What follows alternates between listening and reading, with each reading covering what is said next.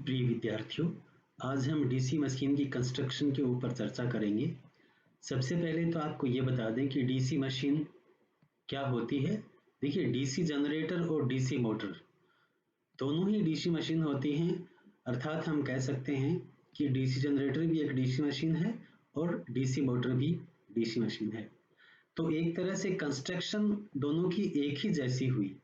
जब DC machine को motor की तरह उपयोग लिया जाता है, अर्थात उसमें इलेक्ट्रिकल पावर इनपुट दी जाती है और मैकेनिकल पावर हमको मिलती है, तो वो डीसी मोटर बन जाती है। उसी मशीन को जब हम इस तरह से यूज करते हैं कि मैकेनिकल पावर इनपुट दें और हमको आउटपुट में इलेक्ट्रिकल पावर मिले, तो वो डीसी जनरेटर कहलाएगा। तो चलिए, चूंकि कंस्ट्रक्शन दोनों की एक ही है, एक ही मशीनें हैं, तो हम देखते हैं कि इसकी किस तरह की कंस्ट्रक्शन है। यहाँ जो है, आप देखिए, जब हम बात करें डीसी मशीन की, तो डीसी मशीन का सबसे पहले एक वो हम डायग्राम देख लेते हैं कि ये विजुअल आपको क्रॉस सेक्शन दिखा रखा है। इसमें डिफरेंट पार्ट्स दिखा रखे हैं। जैसे कि यहाँ पर देखिए, ये जो है आपका ये शाफ्ट है, ये शाफ्ट है और शाफ्ट के साथ में ये आर्मेचर है। यहाँ रोटर लिखा रखा है। बेसिकली इस रोटर को हम क्या कहते हैं डीसी मशीन में, इसको हम बोलते हैं आर्मेचर। ये फ्रेम है, फ्रेम को योक भी बोला जाता है, इसको हम योक भी बोलते हैं। ये आई बोल्ट है। ये जनरली चूंकि मशीन्स काफी हैवी होते हैं, इसलिए हम क्रेन की सहायता से इसको लिफ्ट करते हैं, आई बोल्ट की सहायता से। ये स्टेटर है इसका।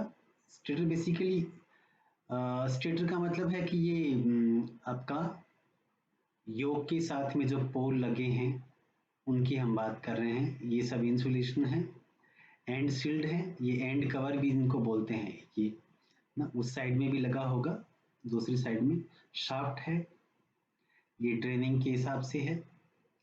देन ये प्रोटेक्शन है और गैस्केट है इसके लिए कि पूरी तरह से ये पैक हो जाए।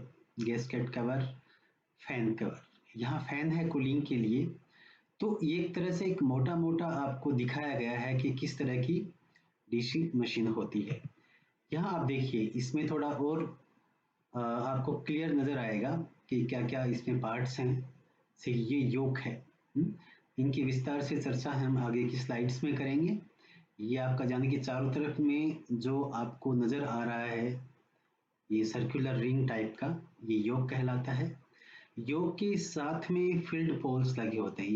ये पोल जो हैं, ये बेसिकली योक से ही बोल्टेड होते हैं, इस तरह से ना।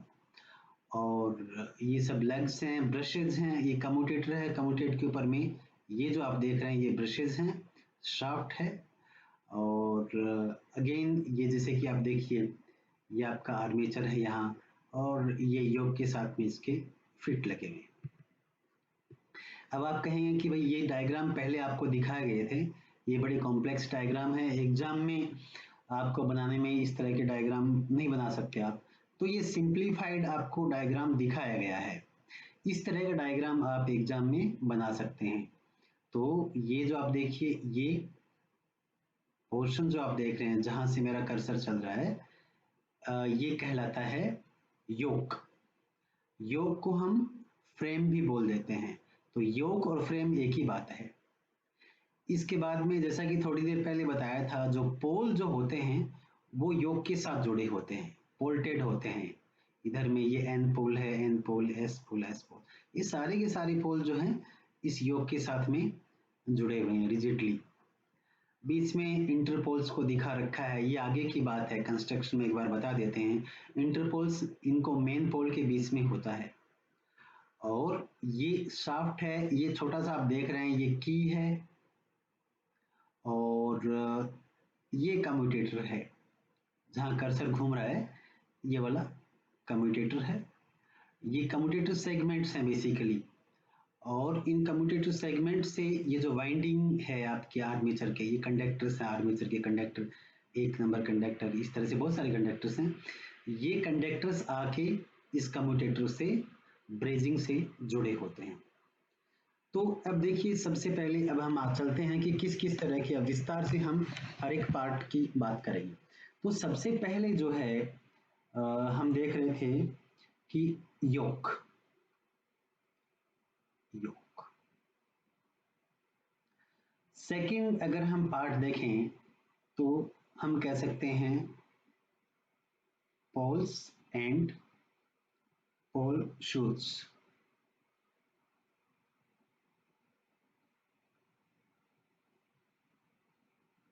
तीसरा पार्ट जो मेन पार्ट होता है उसको हम बोलते हैं फील्ड वाइंडिंग। चौथा महत्वपूर्ण पार्ट जो इसका है वो कहलाता है armature core.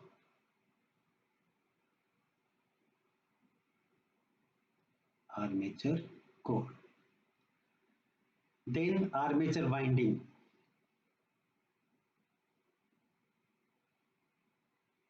Armature winding,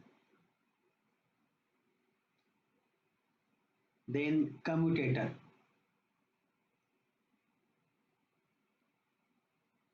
commutator, next brushes,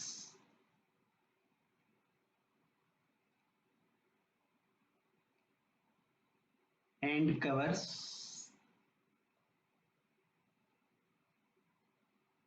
and bearings.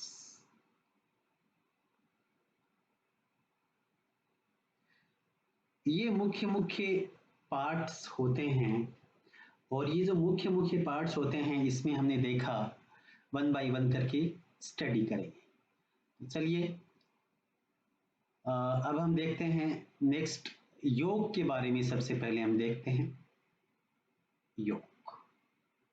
जैसा कि आपने पिछले डायग्राम्स में देखा था कि योग जो है डीसी मशीन का वो स्ट्रक्चर है जिसके ऊपर में पोल टिके होते हैं, यानी कि पोल जो होता है वो योग के साथ में जुड़ा होता है। अगर हम ये कहें कि देखिए ये इस तरह का हमारा एक, हम बता सकते हैं कि सर्कुलर जो था ये आपका योग है, राइट।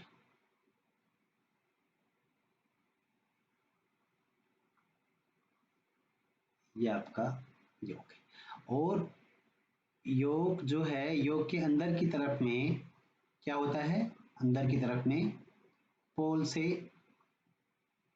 योग को जोड़ा जाता है। जैसे कि ये मान लो कि ये एन पोल है और ये एस पोल हो गया, मान लो टू पोल मशीन है, ये अगर एन पोल है ये एस पोल है, तो ये जो फ्लक्स लाइंस जो हैं एन पोल से निकल के एस पोल में आती हैं, और बीच में जो है इस एरिया में यहाँ क्या होता है, आर्मेचर होता है। तो अगर मान लो ये टोटल 5 फ्लक्स जो है यहाँ से लेकर एन पोल से लेकर यहाँ तक आया, तो जो फ्लक्स जो यहाँ पर मूव करेगा यानी कि रास्ता जो बनाएगा, फ्लक्स जो है अपना पाथ हम कहें कि 5/2 फ्लक्स जो है वो इधर से जाएगा और 5/2 फ्लक्स जो है इधर से जाएगा, यानी कि इस फ्लक्स के दो पार्ट बन गए। तो एक तरह से क्या क्या कह सकते हैं हम लोग कि योग जो है हमारे फ्लक्स को पाथ प्रोवाइड करता है। तो योग का फंक्शन, जैसे फंक्शंस की बात हम करें कि फंक्शंस क्या हैं योग के, तो सबसे पहला function to provide path to field, यानी कि जो पोल वाइंडिंग या फील्ड वाइंडिंग ये जो फील्ड बनाती हैं ना, फ्लक्स बनाती हैं, उस फ्लक्स को एक तरह से रास्ता देता है। दूसरा जो है ये है it supports, it supports poles and end covers.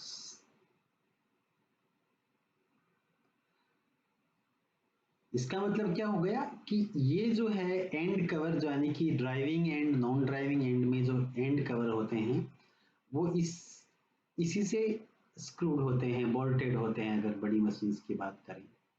और छोटी मशीन में ये एंड कवर के अंदर में बियरिंग लगी होती है और बियरिंग के अंदर में जो है वो आर्मेचर की शाफ्ट होती है। तो अल्टीमेटली जो पूरा वजन जो मशीन का होता है वो योक के ऊपर में होता है। ठीक है, अब ये देखिए, अब हम बात करें कि योक बनी किसकी होती है। तो योक जो है जनरली कास्ट आयरन की बनी होती है, कास्ट आयरन की भी बनी होती है। और अगर हम बड़ी मशीन्स की बात करें तो रोल्ड स्टील की बनी होती है।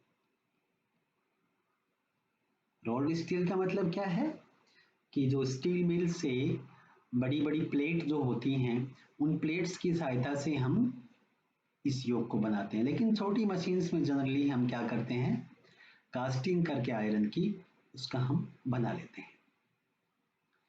नेक्स्ट हमारा था पोल एंड पोल शूज। तो देखिए, अगर हम बात करें पोल्स की, पोल्स एंड पोल शूज।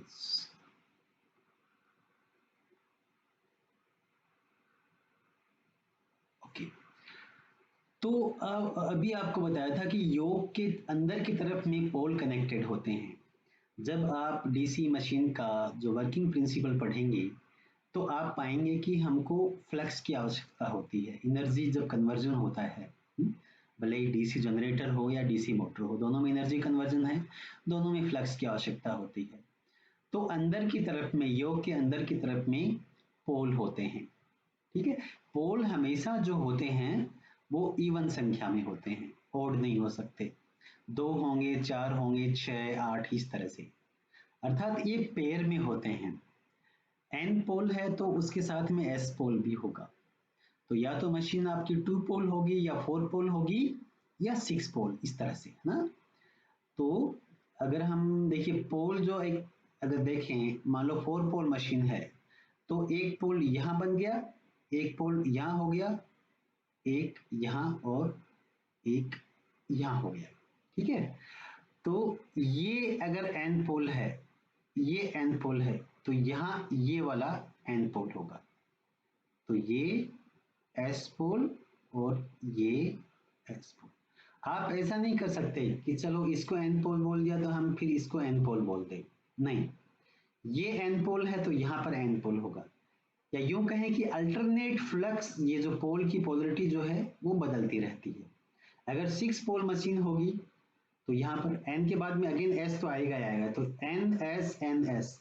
तो आप हमेशा याद रखिए जब आप कोई कंडक्टर घूमेगा तो एन के बाद में एन नहीं आना चाहिए, एन के बाद में क्या आना चाहिए, एस आना चाहिए, फिर एन आना चाहिए, फिर एस। तो इस तरह से पोलरिटी इसकी चेंज होती रही।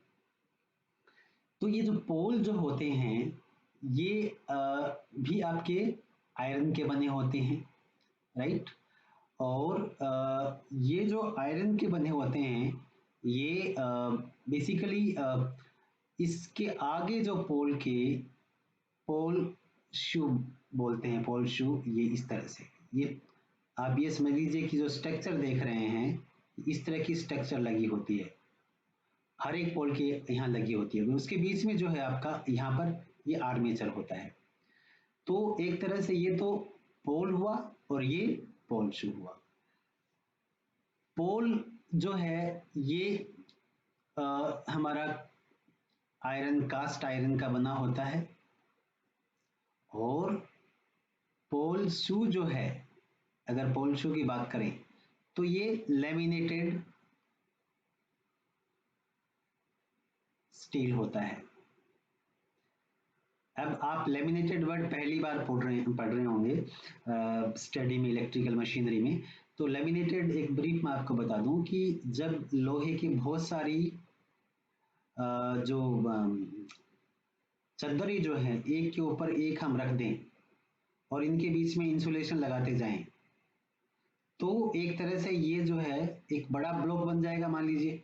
तो इस तरह का जो ब्लॉक जो है वो कहलाएगा लैमिनेटेड, लैमिनेटेड कोर। तो लैमिनेटेड कोर क्या होगी? लैमिनेटेड कोर एक तरह से बेसिकली आयरन ही हुआ, लेकिन एक के ऊपर में एक दूसरी परत आयरन की होगी, और इनके बीच में जो है वो क्या होगा? वो इंसुलेशन होगा। तो ये जो इंसुलेशन है हर एक आयरन की चादर के बीच में, ये इंसुलेशन जो है एडी करंट लॉस कम करने के लिए हम इसको काम में लेते हैं। तो लैमिनेटेड कोर जो होती है वो एडी करंट लॉसेज को कम करने के लिए काम में ली जाती है, इसको मिनिमाइज कर सकें। ठीक है, पोल में एज सच हमको लेमिनेशन की जरूरत नहीं पड़ती, क्योंकि हमारा यहाँ पर जो फ्लक्स जो होता है एक ही डायरेक्शन में होता है। अब आप कहेंगे सर एन से फ्लक्स बाहर की तरफ निकल रहा है, तो यहाँ भी एक ही डायरेक्शन में हुआ, लेकिन इसके पास जो आर्मेचर जो है उसमें फ्लक्स की डायरेक्शन चेंज हो रही है ना, उसमें एसी करंट है बेसिकली, और ये एसी करंट इसके आसपास में जो आयरन के पार्ट्स जो हैं ना उनको प्रभावित करेगा। तो इसलिए यहाँ पर चूंकि योग आर्मेचर के बिल्कुल पास में है, इसलिए यहाँ पर इसको लेमिनेट करना जरूरी है। तो इस तरह से ये पोल एंड पोल ट्यूब। अब हम बात करें फील्ड एंड फील्ड वाइंडिंग की। देखिए तीसरा हमारा फील्ड वाइंडिंग। फील्ड वाइंडिंग क्या होती है? तो फील्ड वाइंडिंग जो होती है, ये फील्ड वाइंडिंग बेसिकली इलेक्ट्रोमैग्नेट के बारे में बात कर लें पहले आपसे।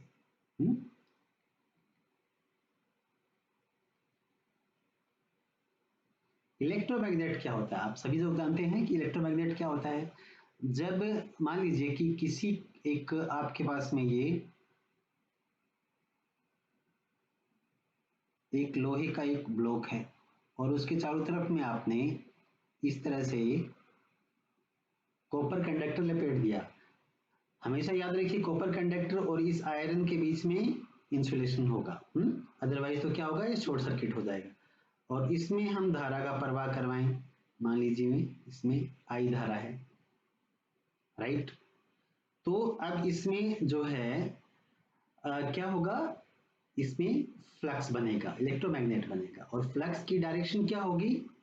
क्योंकि करंट की डायरेक्शन ऐसा है, करंट की डायरेक्शन इस तरह से ना, और इस तरह से बाहर आ गई, तो हमारा फ्लक्स की डायरेक्शन इधर हुई ना, ये हमारा इस तरह से इसमें फ्लक्स बना। तो फील्ड वाइंडिंग, ये जो फ्लक्स अभी हम बात कर रहे थे कि भाई इधर से फ्लक्स लाइंस बाहर आ रही हैं, ये फ्लक्स ये फील्ड वाइंडिंग बनाएगी। तो एक तरह से क्या हुआ कि ये जो पोर्शन आप देख रहे हैं, ये जो पोर्शन देख रहे हैं, यहां पर हम कॉपर कंडक्टर से इसकी वाइंडिंग की करते हैं। तो हर एक पोल की यहाँ पर, जैसे कि यहाँ पर और यहाँ पर हो गई इस तरह से, तो ये हमने इसकी वाइंडिंग करी और इसके कनेक्शन इस तरह से करते हैं कि भाई ये एन पोल बन जाए, ये एन पोल बन जाए, ये एस और ये एस पोल बने। तो बेसिकली फील्ड वाइंडिंग्स क्या हैं? इलेक्ट्रोमैग्नेट्स हैं, और ये पोल का फील्ड क्रिएट करने के लिए ये काम में ली जाती है। Next armature core.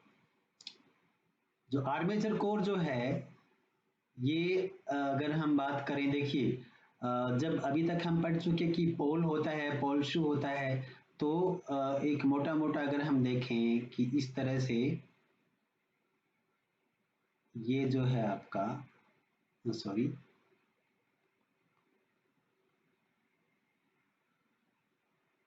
ये अगर पोल है, इधर में एक पोल, मान लीजिए टू पोल मशीन है, एक पोल ये है, हाँ? तो इसके बीच में जो है आर्मेचर होता है, यहां पर जो है आपका आर्मेचर हुआ।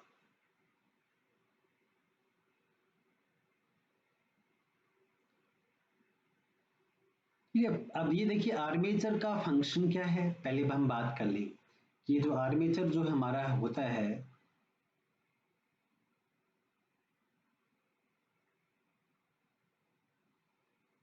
इसका फंक्शन क्या है? पहला, टू कैरी आर्मेचर वाइंडिंग, कि आर्मेचर वाइंडिंग को ये अकोमोडेट करता है। दूसरा, ये जो फ्लक्स यहां से आया, मान लीजिए एन पोल है, और यहाँ पर जो है फ्लक्स जो है वापिस इस एस पोल में एंटर करेगा, तो ये फ्लक्स को रास्ता भी देता है। तो दूसरा क्या हो गया? टू प्रोवाइड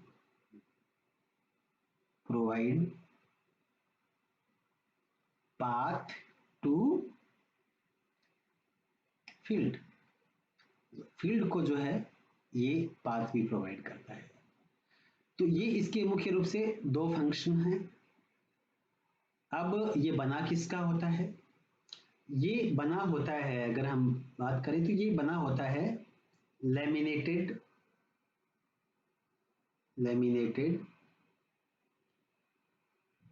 कोर होती है।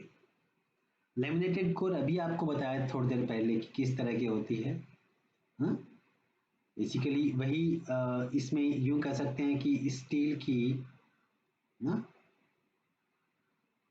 इस तरह से स्टील की रिंग्स होती हैं और बीच में यहाँ कटिंग होती है ना, ये होल ना, और यहाँ ये की के लिए जगह होती है।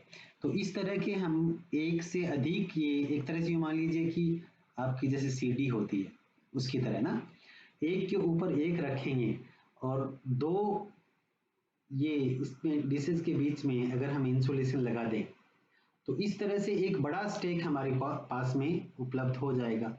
जैसे कि इस तरह से ना, एक के ऊपर एक डिश हमने रखी और ये बीच में होलो है, तो ये होलो जो जगह है ये किसके लिए है? ये शाफ्ट के लिए होती है। तो आर्मेचर इस तरह का बना होता है। तो ये लेमिनेटेड कोर होती है आर्मेचर की। और लेमिनेटेड कोर, जैसे कि पहले भी आपको बताया था कि लेमिनेटेड कोर किस लिए होती है? लेमिनेटेड कोर होती है एडी करंट लॉस को कम करने के लिए। अगेन एंड अगेन मैं आपको बताऊंगा कि एडी करंट लॉस को मिनिमाइज करने के लिए हम कोर को लेमिनेट करते हैं। इसके अलावा चलो ठीक है, आपको एक चीज और बता दूं कि देखिए आयरन लॉसेज जो होते हैं, आयरन लॉसेज के दो पार्ट होते हैं। पहला जैसे कि एडी करंट लॉस, ठीक है, और दूसरा पार्ट इसका है हिस्टेरेसिस लॉस। तो एडी करंट लॉस तो हमने लेमिनेशन से मिनिमाइज कर दिया, और हिस्टेरेसिस लॉस को हम जो है इस आयरन की परमिबिलिटी बढ़ा के हम इसको हिस्टेरेसिस लॉस को मिनिमाइज कर सकते हैं। तो सिलिकॉन कंटेंट जो है इसमें मिक्स किया जाता है, तो हमारे फ्लक्स को ये इजीली वहन कर लेता है। लेकिन ज़्यादा सिलिकॉन हम इसमें नहीं मिला सकते क्योंकि सिलिकॉन की परसेंटेज ज़्यादा होने से आयरन ब्रिटल हो जाएगा, यानी कि भंगुर हो जाएगा ना। तो इसलिए हम कम सिलिकॉन मिलाते हैं। लेकिन जब हम बोलते हैं ट्रांसफॉर्मर की, जब हम बात करेंगे अगले चैप्टर्स में ट्रांसफॉर्मर पढ़ेंगे, तो ट्रांसफॉर्मर आपका स्टैटिक डिवाइस है। जनरेटर और मोटर तो घूमने वाले डिवाइस हैं, वाइब्रेशन ज़्यादा होते हैं, इसलिए कम वाइब्रेशन में भी वाइब्रेशन तो होंगे ही होंगे इसमें, तो टूटने का खतरा रहता है, इसलिए कम सिलिकॉन मिलाया जाता है, 2% 2.5% तक मिलाते हैं। लेकिन ट्रांसफॉर्मर ग्रेड स्टील जब हम बात करते हैं तो 3 से 4% तक सिलिकॉन हम उसमें मिला देते हैं। तो इस तरह से ये हमारा जो है बनाया जाता है। अब इसमें होती है आर्मेचर वाइंडिंग। तो आर्मेचर वाइंडिंग कहाँ होती है? ये इस तरह से ग्रूव्स होते हैं इसमें, जिनको कि हम स्लोट्स बोलते हैं। ये नालियां टाइप की होती हैं, आप यूं समझ लीजिए एक तरह से नालियां होती हैं जिनको कि हम स्लोट बोलते हैं। और हमारी जो आर्मेचर वाइंडिंग जो है इन्हीं स्लोट्स में हाउस्ड होती है, और उनके कनेक्शन जो है किस तरह से करते हैं आगे की टॉपिक्स में आपको बताया जाएगा। तो एक तरह से कॉपर वाइंडिंग होती है जो इन स्लॉट्स में होती है और वो आके कम्यूटेटर से कनेक्ट हो जाती है। अगला टॉपिक जो है हमारा कम्यूटेटर ही होगा। तो कम्यूटेटर जो है, देखिए आपको कम्यूटेटर इस तरह का होता है। ये कम्यूटेटर आप देख रहे हैं, ये राइजर है और ये कम्यूटेटर सेगमेंट्स हैं। ये शाफ्ट के ऊपर में होता है, ऑब्वियसली शाफ्ट लगी होती है, और इस साइड में जो है इधर में आपका एक तरह से आर्मेचर हुआ, इस साइड में आर्मेचर है। ये आर्मेचर वाइंडिंग की जो कंडक्टर्स जो हैं इधर आके इन राइजर से ब्रेजिंग हो जाते हैं। तो एक तरह से यहाँ जो है हर एक वाइंडिंग का कंडक्टर यहाँ आके जुड़ जाता है और यहाँ पर जो है कार्बन के ब्रशेज लगे होते हैं। यहाँ जो इसके ऊपर में कार्बन के ब्रशेज लगे होते हैं जो जनरेटर में करंट को कलेक्ट करते हैं और मोटर में करंट को इंजेक्ट करते हैं। तो अल्टीमेटली करंट जो है, मान लो जनरेटर की तरह काम कर रहा है, तो करंट कहाँ से, इस आर्मेचर से होता हुआ, कम्यूटेटर से होता हुआ कहाँ चला जाएगा, इधर आ जाएगा। ऐसे ही अगर ये प्लस ब्रश है और ये माइनस ब्रश है, और अगर मोटर है तो बाहर से करंट आएगी, इधर आएगी, और ये करंट किस में जाएगी, ये आर्मेचर में जाएगी। तो सबसे पहले तो इसका फंक्शन क्या है, कम्यूटेटर की हम बात करें तो कम्यूटेटर जो है इसका फंक्शन है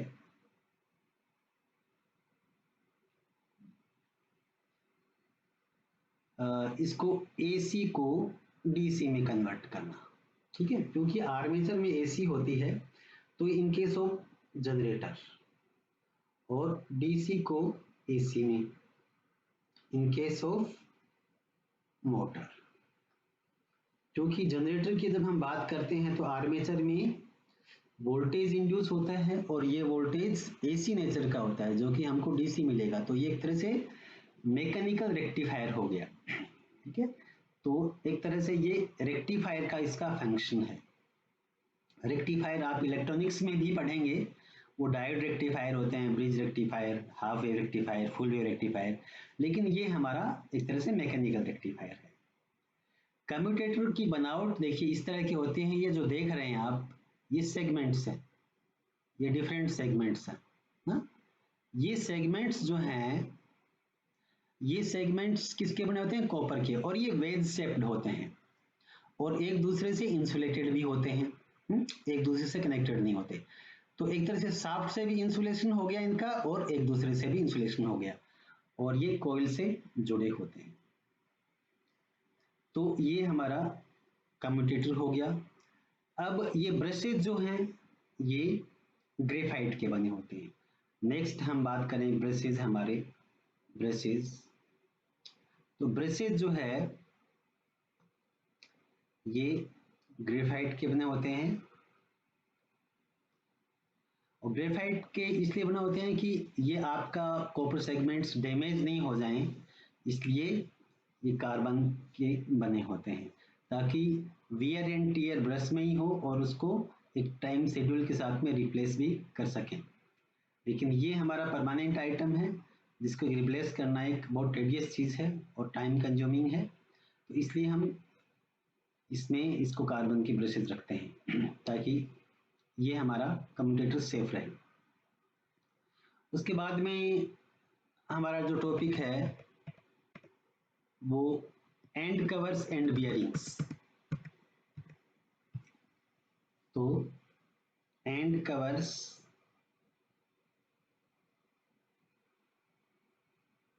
एंड बियरिंग्स,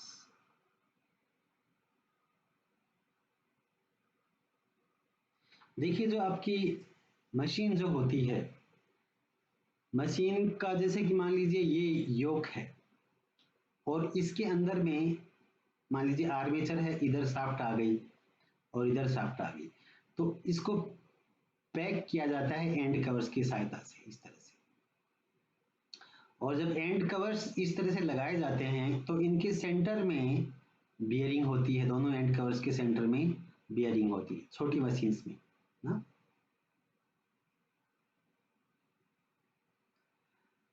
तो एंड कवर्स यहाँ से लगे होते हैं और साथ साथ में यहाँ पर एक फैन भी होता है, ये फैन बेसिकली कूलिंग के लिए है।